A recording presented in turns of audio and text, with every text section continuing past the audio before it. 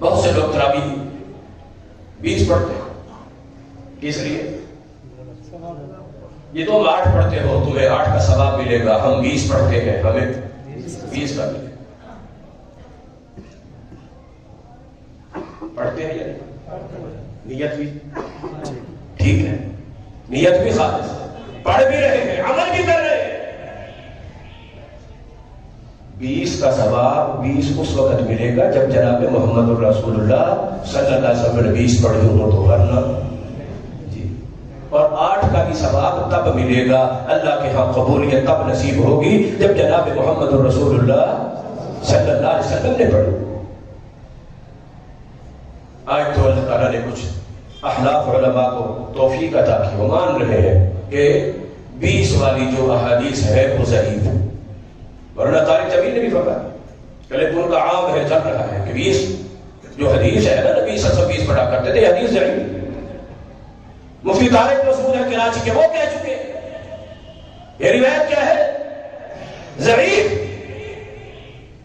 مگر جو 8 والی ہے 3 رکعت اس کے ساتھ 11 والی ہے، یہ صحیح بخاری کی ہے، متفق علیہ حدیث، صحیح مسلم کی، اس کے علاوہ تقریباً 13 کتابوں کے اندر اور موجود، اور شہادت اور گواہی بھی ہے تو کس کی؟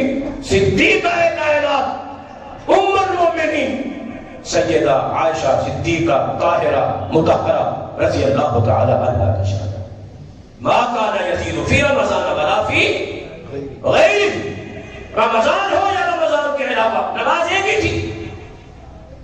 آپ کو میں بات سمجھا دوں بس، سورج کے نکلنے کے بعد، سورج کے نکلنے کے بعد 2 رکعت یا 4 رکعت نبی سے پڑھا تھا۔ اگر اس کو تھوڑا جلدی پڑھیں، ہم لوگوں نے تھوڑا فرق کیا ہے، ورنہ حقیقت کیا ہے؟ اگر سورج کے نکلنے کے فوراً بعد تھوڑی دیر بعد کے نیزے پہ آیا پڑھ لی، اس نماز کا نام سورت اشراق۔ کیا ہے؟ سورت اشراق۔ اور اگر تھوڑا اور سورج واضح ہو جائے، چمک آ جائے، پورے طور پر روشن ہو جائے اور روشنی ہر جگہ پھیل جائے، تو اسی کو ہی صلاۃ الضحیٰ کہتے ہیں۔ نماز وہی ایک ہی ہے، صلاۃ الضحیٰ، چاشت کی جسے ہم کہہ دیتے ہیں، تھوڑا سا ہو جائے، اور جب سورج ذرا اور اونچا ہو جائے، گرمی کا موسم ہو تو زمین گرم ہونے لگ جائے، حین ترمز الفصال، صحیح مسلم کی حدیث ہے، نبی فرماتے ہیں صلی اللہ علیہ وسلم کہ جب اونٹنی کے بچے ریت پہ چلنے لگے، چلتے ہوئے ان کے پاؤں جلنے لگے، حین ترمز الفصال، تو اس وقت جو نماز پڑھی جاتی ہے وہ صلاۃ الاوابین، نماز ایک ہی ہے۔ فوراً پڑھ لو اشراق، تھوڑی دیر سے پڑھو ضحیٰ چاشت، اگر اس سے بعد پڑھ لو تو اوابین۔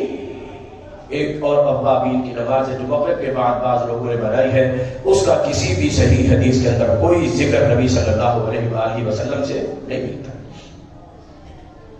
یہ نماز ایک ہی ہے، رمضان والا غیر، رمضان میں یا رمضان کے علاوہ۔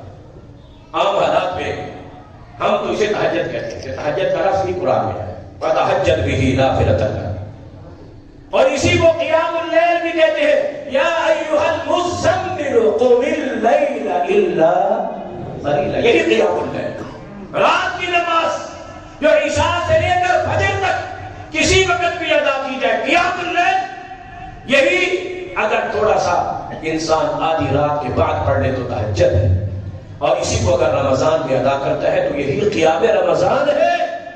اگر عشاء کے ساتھ اس کو ملا کے پڑھتا ہے تو یہ قیام رمضان ہے۔ قیام رمضان میں بول رہا ہوں، قیام رمضان، میں اس کو تراویح نہیں کہہ رہا، کیوں؟ اس لیے کہ یہ میں نے اور آپ نے، ہمارے اور آپ کے علماء اور بزرگوں نے اس کو تراویح کہا ہے۔ نبی صلی اللہ علیہ وآلہ وسلم نے پوری زندگی یہ نماز پڑھی، صحابہ نے پڑھی ہے، نہ رسول اللہ صلی اللہ علیہ وسلم سے نہ صحابہ سے اس نماز کا نام بحثیت اس لفظ تراویح کے کسی بھی حدیث کے اندر میرے جیسے چھوٹے سے طالب علم کے علم میں نہیں ہے، یہ ہم نے استعمال کیا۔ رسول اللہ صلی اللہ علیہ وسلم نے یہ لفظ تراویح کا استعمال، ابھی آپ سن رہے تھے کہ تراویح پڑھو، دلیل کیا ہے؟ من قام رمضانا ایمانا واحتسابا غفر له ما تقدم من ذنبه. لفظ تراویح کا نہیں ہے، قیام رمضان ہے. قیام رمضان کہ اس کو جب رمضان میں عشاء کے ساتھ ادا کر رہے ہیں تو یہی قیام رمضان ہے. آدھی رات کے بعد کرے تب رمضان میں اگر کریں گے خصوصیت کے ساتھ تو قیام رمضان بھی یہی ہے، قیام اللیل بھی یہی ہے. آدھی رات کے بعد کریں گے تو تہجد بھی یہی ہے. یہ در حقیقت ایک ہی نماز ہے، ایک ہی نماز. اس کے اول آخر الگ تھوڑا سا ملا جلا کے پڑھنے کے بنا پر تھوڑا سے نام تبدیل ہوئے، ورنہ نماز کیا ہے در حقیقت ایک. کوئی قول کوئی عمل نہیں فائدہ دیتا جب تک نیت صحیح نہ ہو. نیت بھی فائدہ نہیں دیتی جب تک کہ اتباع نہ ہو. جب تک جناب بڑے نا چھوٹی چھوٹی باتوں پہ وہی بیت اللہ میں 20 پڑھی جاتی ہے. بیت اللہ میں بولو دلیل دیتے تھے. بیت اللہ میں 20 اس دور میں بھی تب 20 پڑھی جاتی تھی.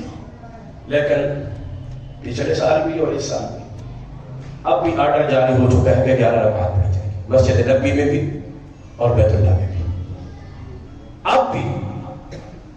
اب بھی پچھلے سال ایسے ہوا، اسے پچھلے سال حتیٰ کہ 19 سے کرونا کے دور سے کہ وہ لوگ صحیح سنت میں واپس آ گئے.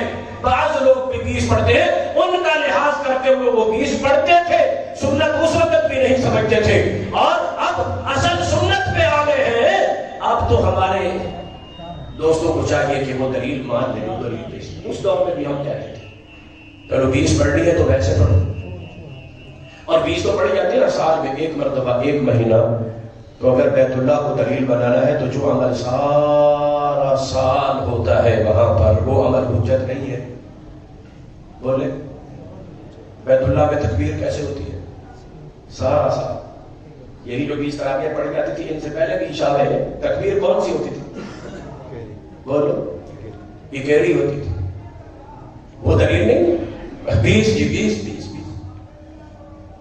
اور جو 20 بھی پڑھتے تھے رفع یدین کے ساتھ پڑھتے تھے یا بغیر رفع یدین کے؟ بولے کس کے ساتھ پڑھتے تھے؟ 20 تو دلیل ہے مگر وہ 20 کے اندر جو رفع یدین کیا جا رہا ہے وہ دلیل یہ کیسی مراد کرتا؟ اور انہیں 20 میں جو زور سے پیچھے آمین کہی جا رہی ہے وہ حجت اور دلیل نہیں. یہ بیت اللہ میں 20 اور بیت اللہ میں تو آمین بھی ہوتی ہے. اس کو مانتے ہو؟ بیت اللہ میں رفع یدین مانتے ہو؟ بیت اللہ میں ہاتھ سینے میں باندھے جاتے ہیں روزانہ ہر نماز میں ہر رکعت میں. اور ان 20 میں جب وہ وتر پڑھتے تھے تو 2 پر سلام پھیر کے تیسرا الگ پڑھتے تھے، تیسرا الگ پڑھتے تھے. یاد ہے نا جن لوگ گئے ہوئے تھے بتا 2 پر سلام اور تیسرا وہ بیت اللہ میں ہوتا ہے. ان بھائیوں سے پوچھو کہ اس کو ماننے کے لیے تیار ہے؟ وہ بیت اللہ والا وتر، اور وہ وتر میں تیسری رکعت میں رکوع کے بعد ہاتھ اٹھا کر قنوت والی دعا کرتے ہیں. انہی 20 کے ساتھ جو 3 وتر ہے ان وتروں میں ہی وہ ہاتھ اٹھا کر مانگتے ہیں دعا. تم مانگتے ہو؟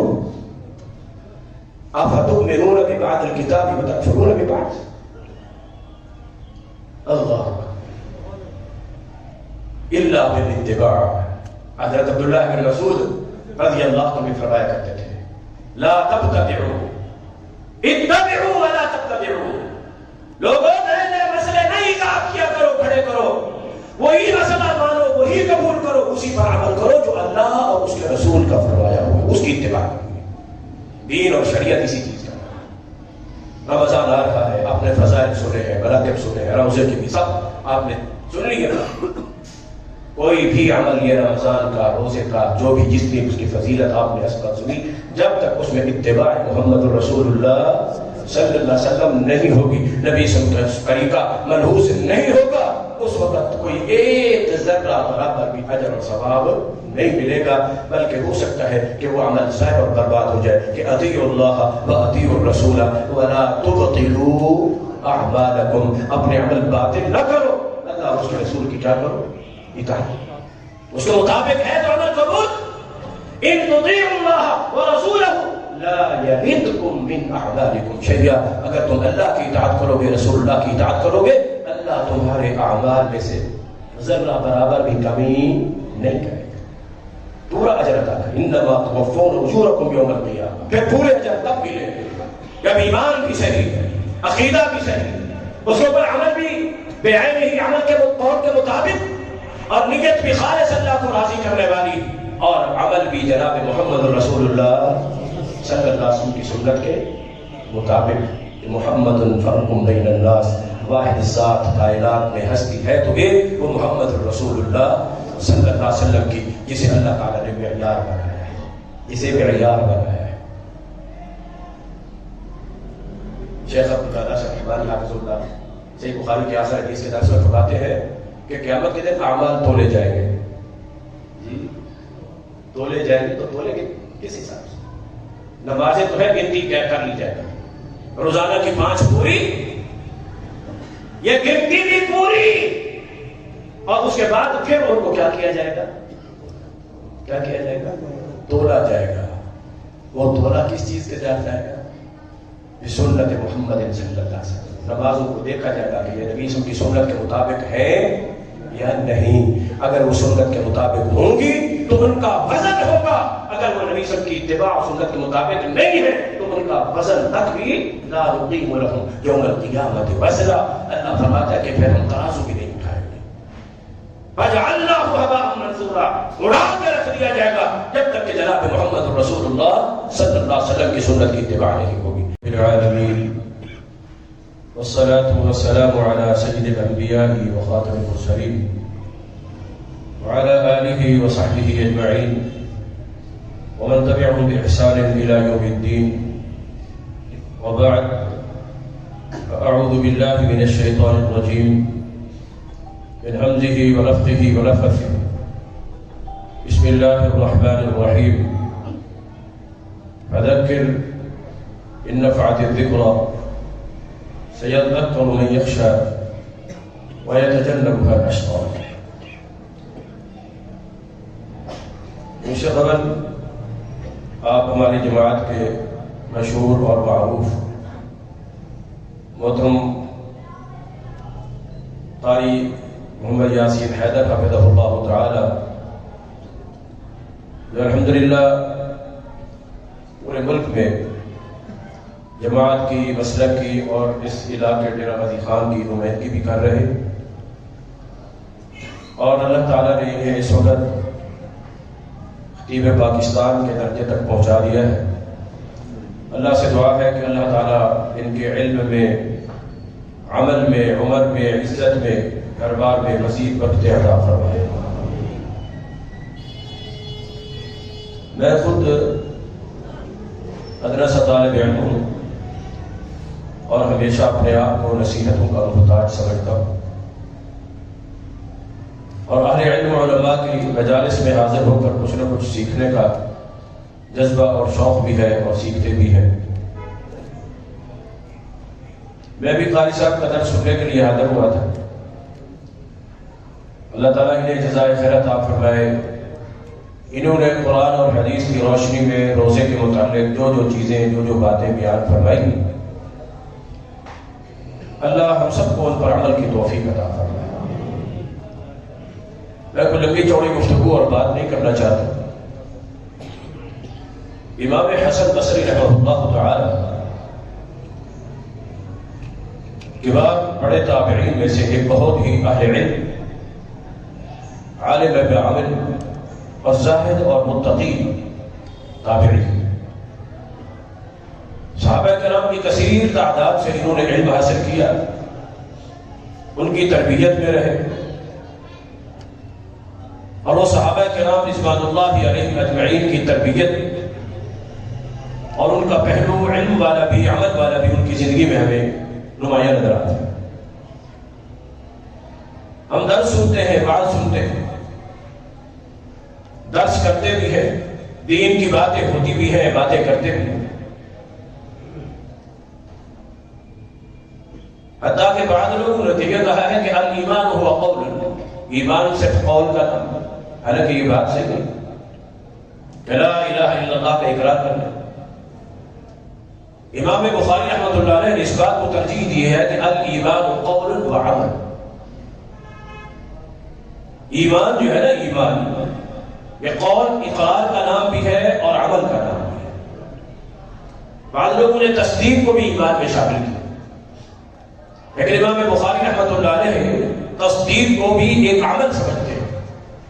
اس لحاظ سے فرمایا کہ دین ایمان قول اور عمل کا.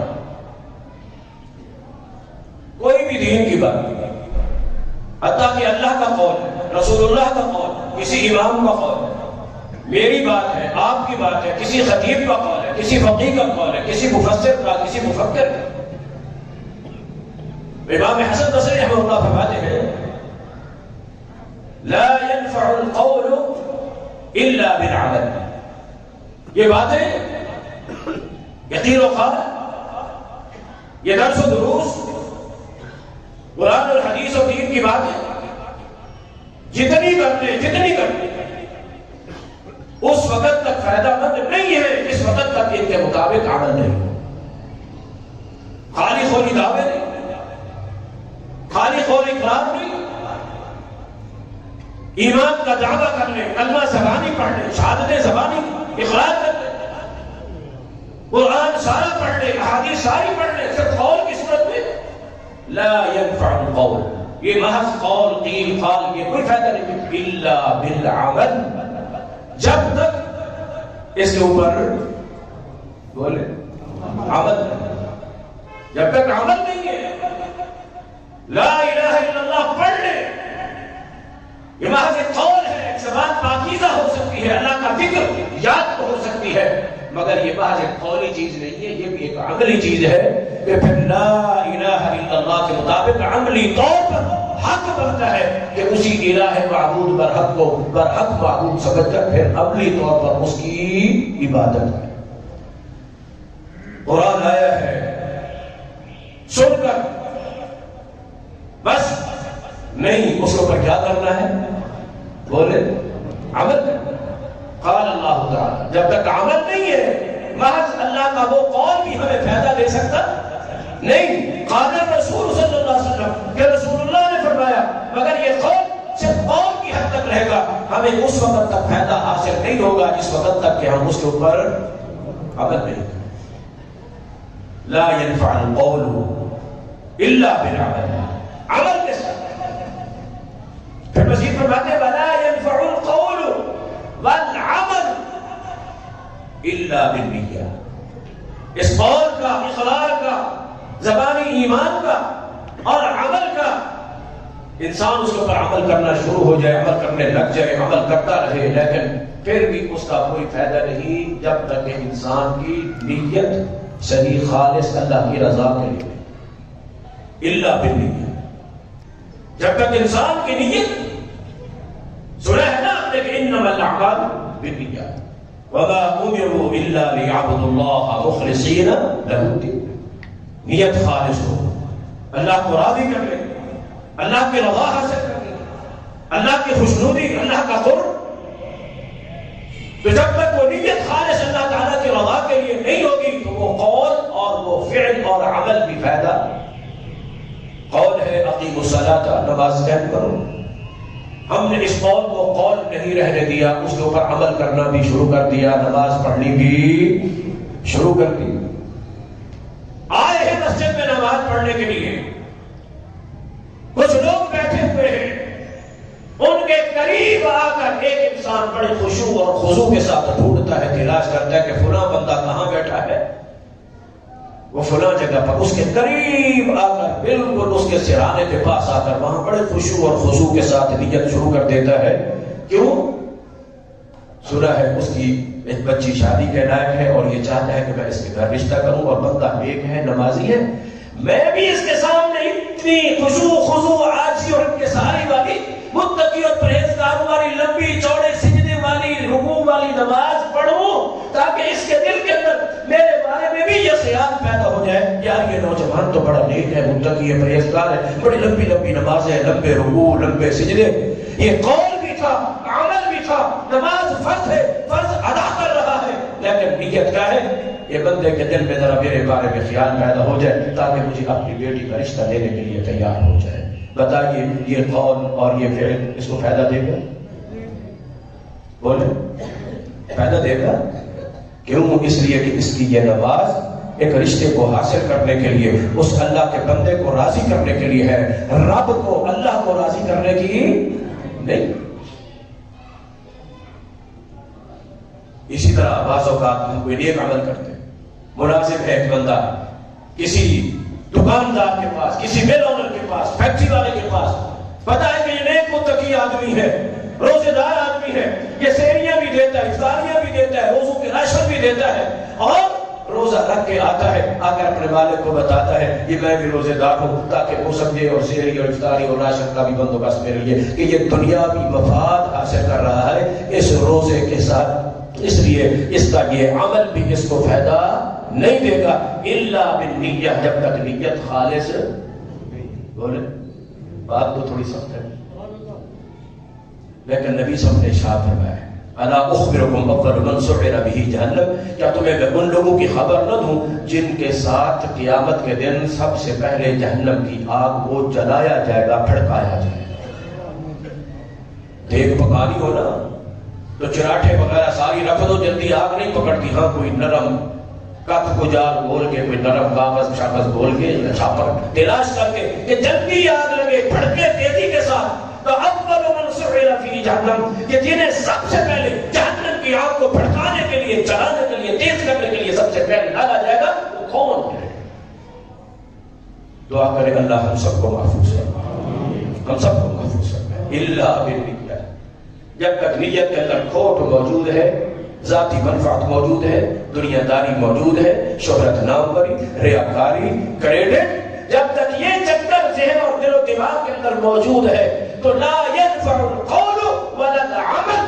انسان جتنی تقریریں، جتنے قول، جتنے قرآن، جتنے قرآن کی آیتیں، جتنی نبی کی حدیثیں پڑھ لے، جتنا ان کے مطابق عمل بھی کر لے، مگر جب تک دل کا خانہ ذرا سا بھی اللہ کے نیت کے ساتھ اس کے اندر کسی اور کی نیت کا شائبہ آ گیا ہے نا تو یہ پلید ہے، دل پلید. جب تک دل پاک نہیں ہوگا، من اتى اللہ بقلب سلیم، صحیح سالم پاک صاف دل کر جب اللہ کے پاس نہیں آؤ گے، ایمان کا بھی کوئی فائدہ نہیں ہے، عمل کا بھی کوئی فائدہ نہیں.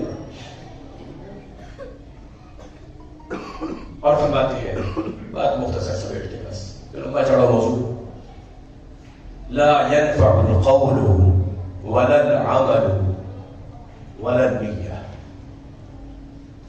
انسان کا قول بھی صحیح ہوتا ہے کہ قرآن اور حدیث کے قول کے مطابق، عمل بھی صحیح ہوتا ہے اس کے مطابق، اور نیت بھی خالص ہوتی ہے اللہ کی رضا والی. الا بالاتباع، وہ قول بھی معتبر نہیں، عمل بھی معتبر نہیں، وہ نیت بھی معتبر نہیں جب تک وہ اللہ اور اس کے رسول صلی اللہ علیہ وآلہ وسلم کی اطاعت اور اتباع کرتا ہے. نیت خالص ہے، عمل بھی صحیح ہے ظاہری طور پر، اس کے مطابق اس کا دعویٰ بھی ٹھیک، لیکن طریقہ محمد الرسول اللہ صلی اللہ علیہ وسلم نے لقد كان لكم في رسول الله اسوة حسنة. کتنے لوگ ہیں دیکھیے جو بیچارے کوئی بستر اٹھا کر زندگی بھر کے لیے نکلے ہوئے ہیں، کوئی گھروں کو چھوڑ کر، بیوی بچوں کو چھوڑ کر صرف جہاد کے لیے گئے ہوئے ہیں.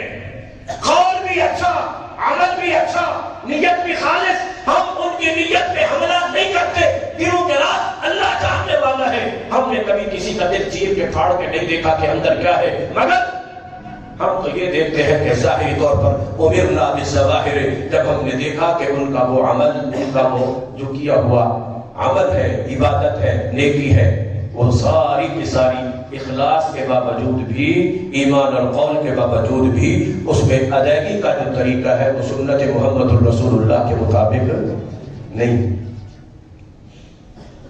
مگر پڑھ نہیں سکتے ماشاءاللہ جی.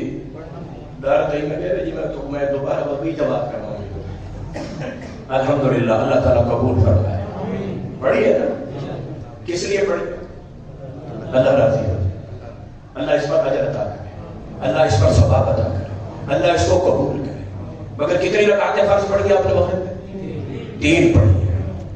اللہ کو مزید راضی کرنا ہے، مزید خوش کرنا ہے، مزید زیادہ ثواب حاصل کرنا ہے تاکہ وہ راضی ہو کر ہمیں جنت بھی عطا کر دے۔ تو 3 کے ساتھ بغیر سلام پھیرے ایک 4تھی رکعت ساتھ انسان ملاتا ہے، اس میں قیام بھی زیادہ ہوا۔ اگر کھٹا عقیدہ نبی صحابی ہے تو سورۃ فاتحہ بھی لازمی پڑھے گا، رکوع بھی کرے گا، کس کے لیے؟ اللہ کے لیے۔ سجدہ بھی کرے گا، کس کے لیے؟ اللہ کے لیے۔ دوسرا سجدہ بھی کرے گا اللہ کے لیے۔ قوم قیام رکوع سجود ہر ایک عمل ہے، ہر ایک نیکی ہے، ہر ایک چیز عبادت، مگر یہ عبادت کر رہا ہے نیت بھی کیا ہے؟ اللہ راضی ہو جائے، اللہ کی خوشنودی حاصل ہو جائے، اجر زیادہ ملے، ثواب زیادہ ملے۔ اور وہ 4تھی رکعت ایک ساتھ اس کے ملا لیتا ہے کہ عشاء کی بھی 4 ہے اور مغرب سے پہلے جو عصر کی نماز ہے دیگر کی اس کی بھی کیا ہے؟ 4۔ لہٰذا میں مغرب کی بھی کیا پڑھ دوں؟ 4 پڑھ دوں۔ اب بتائیے یہ ایک قول، عمل اور نیت بھی اس کی خالص ہے تو کیا یہ اس کو فائدہ دے گی؟ الا بالاتباع، ثواب زیادہ حاصل کرنا ہے، اجر زیادہ بھی حاصل کرنا ہے تو اس طریقے پر ملے گا جو طریقہ جناب محمد رسول اللہ صلی اللہ علیہ وسلم کا۔ بہت سے لوگ تراویح 20 پڑھتے ہیں، اس لیے یہ تم 8 پڑھتے ہو تمہیں 8 کا ثواب ملے گا، ہم 20 پڑھتے ہیں ہمیں 20 کا ملے گا۔ پڑھتے ہیں یا نہیں؟ نیت بھی ٹھیک ہے، نیت بھی خالص ہے، پڑھ بھی رہے ہیں، عمل بھی کر رہے ہیں۔ 20 کا ثواب 20 اس وقت ملے گا جب جناب محمد رسول اللہ صلی اللہ علیہ وسلم نے 20 پڑھی ہوں تو ورنہ جی۔ اور 8 کا بھی ثواب تب ملے گا، اللہ کے ہاں قبولیت تب نصیب ہوگی جب جناب محمد رسول اللہ صلی اللہ علیہ وسلم نے پڑھی۔ آج تو اللہ تعالیٰ نے کچھ احناف علماء کو توفیق عطا کی، وہ مان رہے ہیں کہ 20 والی جو احادیث ہے وہ ضعیف ہے، ورنہ طارق جمیل نے بھی فرمایا، لیکن ان کا عام ہے چل رہا ہے کہ 20 جو حدیث ہے نا نبی صلی اللہ علیہ وسلم 20 پڑھا کرتے تھے، حدیث ضعیف۔ مفتی طارق مسعود ہے کراچی کے، وہ کہہ چکے یہ روایت کیا ہے؟ ضعیف۔ مگر جو 8 والی ہے 3 رکعت اس کے ساتھ 11 والی ہے، یہ صحیح بخاری کی ہے، متفق علیہ حدیث، صحیح مسلم کی، اس کے علاوہ تقریباً 13 کتابوں کے اندر اور موجود، اور شہادت اور گواہی بھی ہے تو کس کی؟ صدیقہ کائنات ام المؤمنین سیدہ عائشہ صدیقہ طاہرہ مطہرہ رضی اللہ تعالی عنہا کی شہادت۔ ما کان یزید فی رمضان ولا فی غیر، رمضان ہو یا رمضان کے علاوہ نماز ایک ہی تھی۔ آپ کو میں بات سمجھا دوں مسئلے کی۔ سورج کے نکلنے کے بعد، سورج کے نکلنے کے بعد 2 رکعت یا 4 رکعت نبی سے تم پڑھا کر، اگر اس کو تھوڑا جلدی پڑھیں، ہم لوگوں نے تھوڑا فرق کیا ہے ورنہ حقیقت کیا ہے؟ اگر سورج کے نکلنے کے فوراً بعد تھوڑی دیر بعد کے نیزے پہ آیا پڑھ لی، اس نماز کا نام سورۃ اشراق کیا ہے؟ سورۃ اشراق۔ اور اگر تھوڑا اور سورج واضح ہو جائے، چمک آ جائے، پورے طور پر روشن ہو جائے اور روشنی ہر جگہ پھیل جائے تو اسی کو ہی صلاۃ الضحیٰ کہتے ہیں۔ نماز وہی ایک ہی ہے، صلاۃ الضحیٰ، چاشت کی جسے ہم کہتے ہیں، تھوڑا سا ہو جائے۔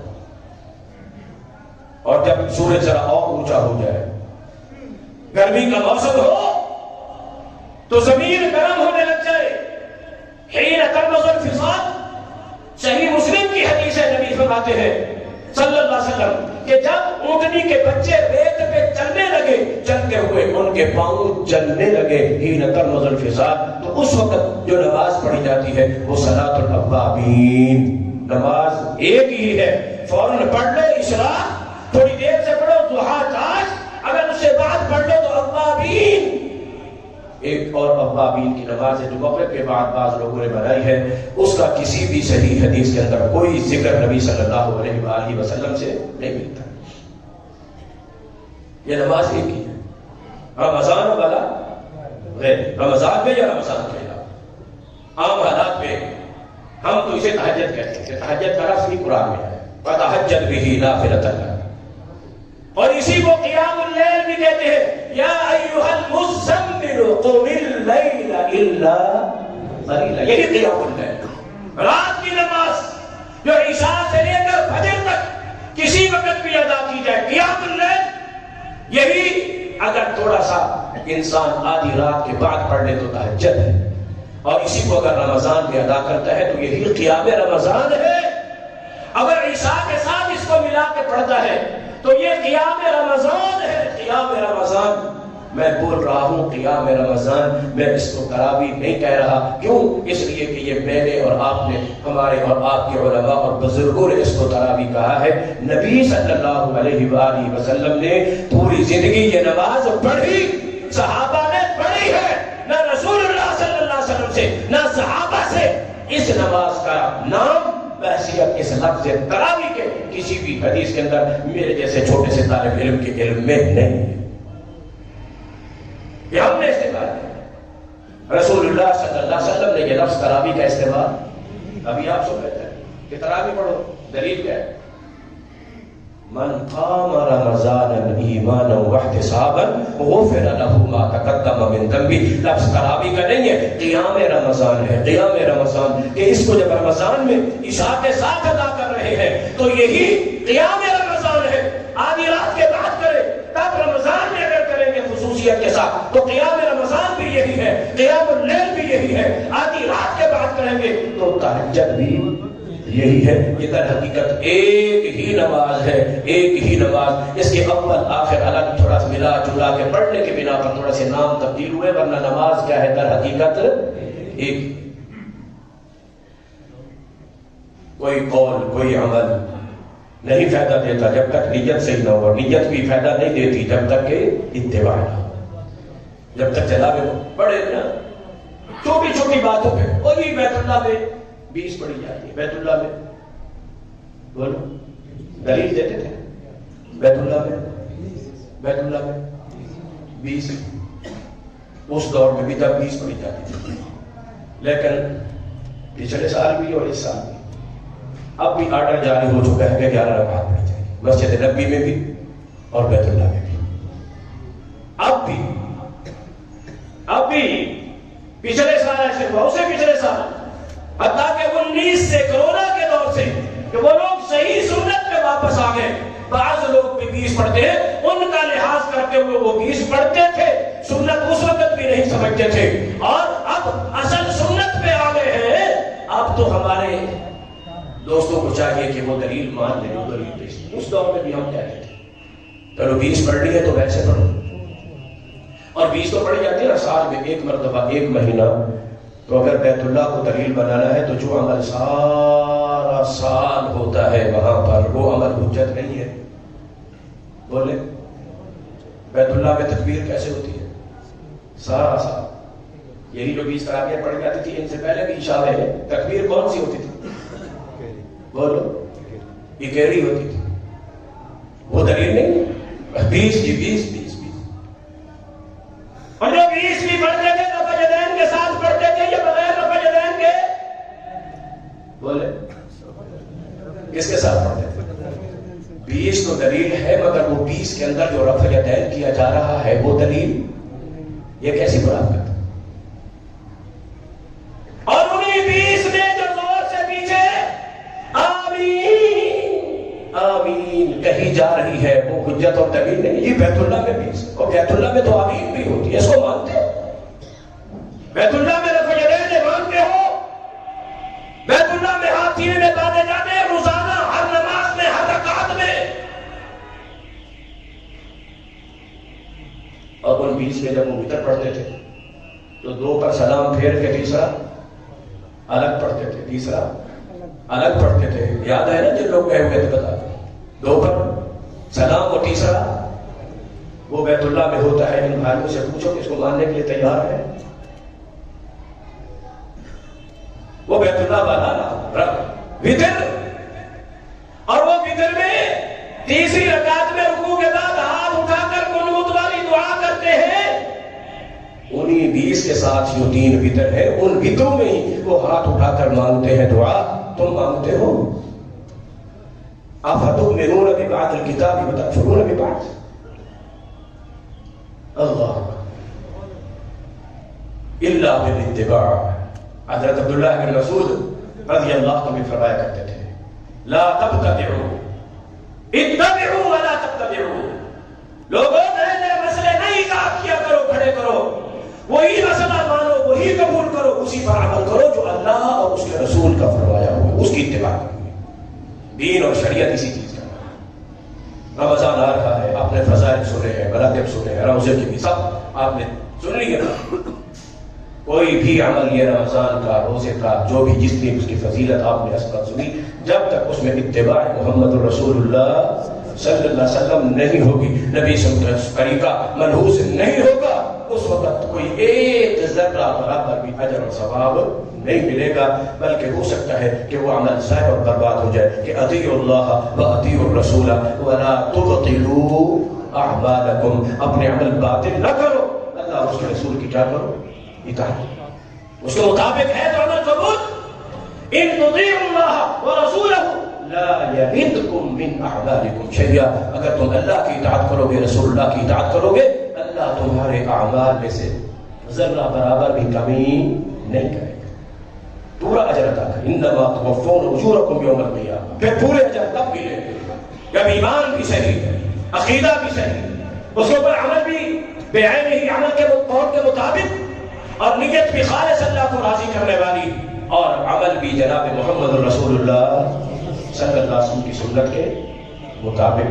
محمد فرق بین الناس، واحد ذات کائنات میں ہستی ہے تو ایک، وہ محمد رسول اللہ صلی اللہ علیہ وسلم کی، جسے اللہ تعالیٰ نے معیار بنایا ہے، جسے معیار بنایا ہے.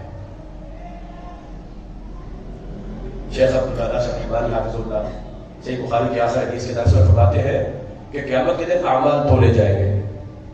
جی تولے جائیں گے، تو تولے گے کس حساب سے؟